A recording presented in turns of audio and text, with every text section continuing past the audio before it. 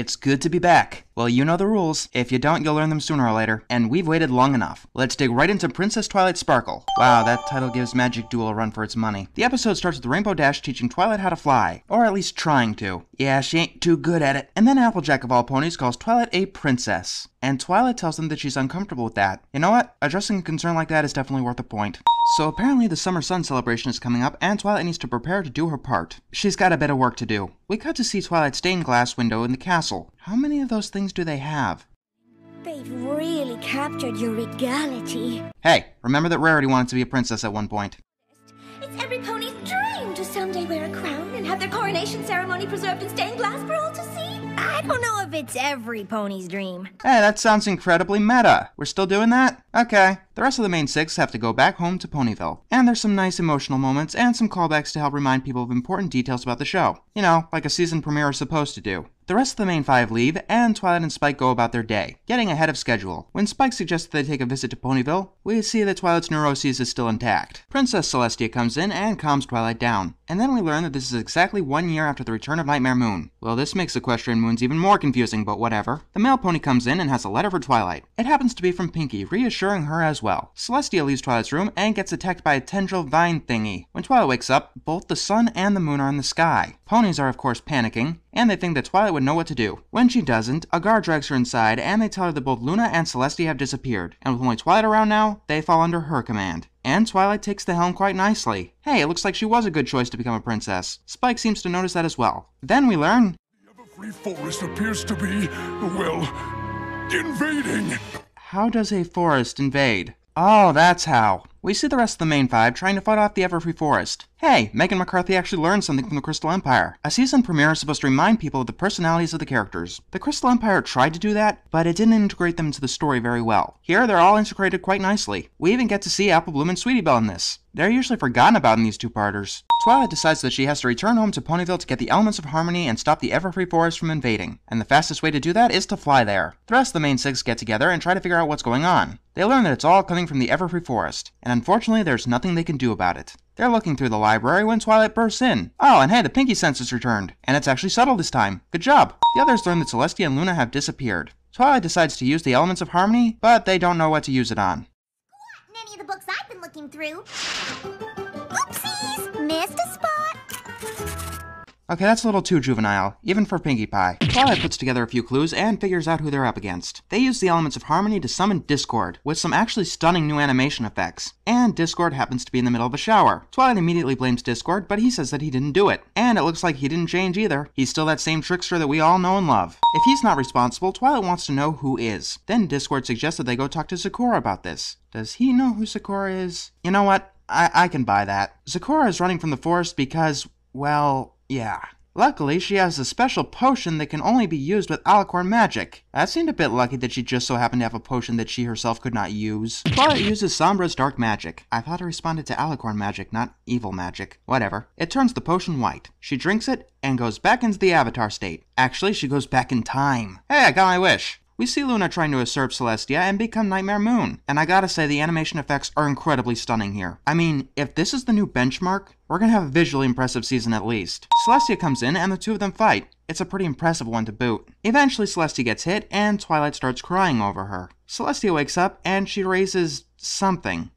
Are those the Elements of Harmony? No, those are rupees from the Wind Waker HD. Okay, yeah, they're the Elements of Harmony. Since they look like they did in Twilight's book, she realizes that she's gone into the past. And yes, you're not seeing things, those are animated in CGI. I told you those techniques would be back. Celestia sheds a tear and banishes Luna to the moon. I'm giving a point for that tear, it's a nice touch. Then Twilight goes back to reality. Speaking of points, what was the point of that? I suppose you could make the argument that it showed Twilight that the potion lets her see memories of the past, but while it was awesome, it was pretty extraneous. The next one, though, is a bit more plot relevant. They go back to when Celestia and Luna were fighting against Discord. He's eating some candy, and Celestia and Luna use the Elements of Harmony to turn Discord into stone for the first time. Now here, he obviously doesn't see Celestia and Luna as a threat, so I'm not inclined to complain about it like I did in the Return of Harmony, where he looked like an idiot rather than merely overconfident. Then Twilight sees the Tree of Harmony. This is apparently where the elements of harmony came from. Aw, no chocolate chip cookies for me. The tree itself has a powerful magic that can take care and contain all that grows wherever the tree of harmony resides. When Twilight returns to reality, she tells everyone that she needs to find the tree, and she assumes that it would be in the Everfree Forest. So they begin their journey into the forest, and there is a clever, not a callback, more like a reminiscence of the opening two-parter. At a swamp, they get attacked by something called a crocodile. I think that it might be animated in CGI, since it has a similar structure to the Timberwolves. And if that's the case, their blending has gotten a hell of a lot better since Spike at your service. Anyway, they fight it and tie it up to a variety of trees.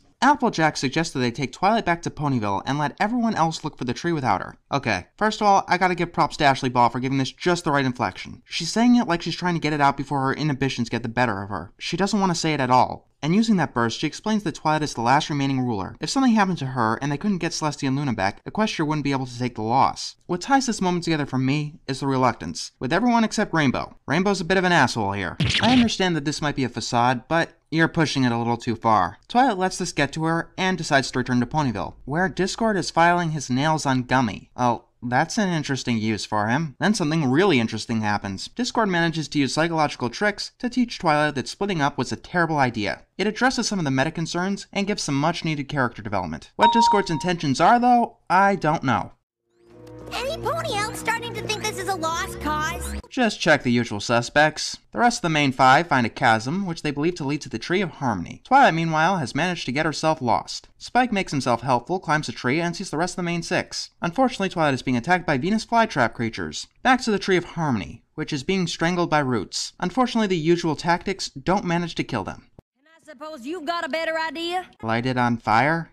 Fluttershy actually realizes that Twilight would know what to do, but she was sent home. And so they realize their mistake. Yay, they learned that they shouldn't do the thing that everyone was afraid that they would do. That is awesome! While they're arguing about whose fault it was, Spike comes running and manages to alert them that Twilight is in trouble. By this point, she's passed out. Before she can get eaten, her friends come to save the day. How they fight these things is pretty intense. Twilight manages to get up and blast the last one. They apologize and we get a really touching moment. I love it. They return to the tree, and using the knowledge of the flashbacks, lets Twilight realize that they need to return the elements of harmony. They all have some reasonable concerns, but decide that giving the elements to the tree is really the only thing that they can do. Of course, the weeds aren't going to give up without a fight. While being strangled, Twilight returns the elements to the tree, and it stops the forest from invading. Celestia and Luna return, and it looks like that all pieces come back. Then the tree gives them a parting gift, a mysterious box with 6 locks. Not even Celestia and Luna know what's in the box. I smell a running arc. When they get out of the forest, Discord is there to congratulate them. They admit that they had to give up the elements of harmony. When Discord thinks of fighting back, Fluttershy keeps him in line. Yeah, I already said my part about that. Let's move on. Then Discord reveals that he was the one who caused all of this mess. Inadvertently, though. The candy he was eating earlier was actually seeds that was supposed to kill the Tree of Harmony as a backup plan. Thousands of moons ago. So like 10 years ago then. Considering that according to Apple Family Reunion, they only have one of those every 100 moons. And their last one happened at the Summer Sun celebration, which was exactly 1 year ago to date. And Apple Family Reunion happened before this episode. Just do me a favor please, and stop using moons as a time period. Discord tells Twilight that he didn't tell her this to help her learn a lesson. Wait, is he gonna be like Twilight's advanced teacher now? She's graduated from Celestia and now has an actual troll teacher who isn't even going to bother hiding it? That is awesome. So we get to see Celestia raise the sun on the Summer Sun celebration, and Twilight creates a special star effect. Oh, so that's what she was practicing for in the beginning of the episode. Still, that's Rainbow's thing. Don't take it from her. And that was my new favorite two-parter. It seems like things are back on track. Since the villains were already established in previous episodes and didn't actually have much screen time, Megan McCarthy's greatest weakness was eliminated here, though she actually seems like she'd be pretty damn good at writing Discord.